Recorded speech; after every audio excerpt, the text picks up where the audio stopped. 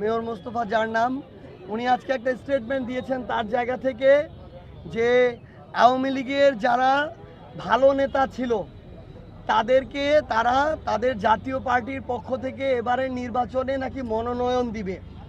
তো আসলে সবচেয়ে বড় কথা কি, ওই যে চোরে চোরে মাসতুতো ভাই, একটা তো কথা আছে।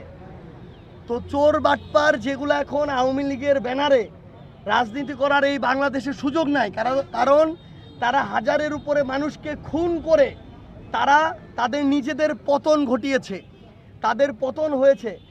তাদের যে মা, সেই মা এই দেশ ছেড়ে পালিয়েছে। সে যদি ওই রকম ভালো হইতো তাইলে তো দাঁড়ায় থাকতো। সে তো জানে যে সে এতগুলা খুনের খুনি এবং নির্দেশদাতা, জনগণ তাকে পাইলে তার আস্ত রাখবে না, এই জন্য সে দেশ ছেড়ে পালাইছে।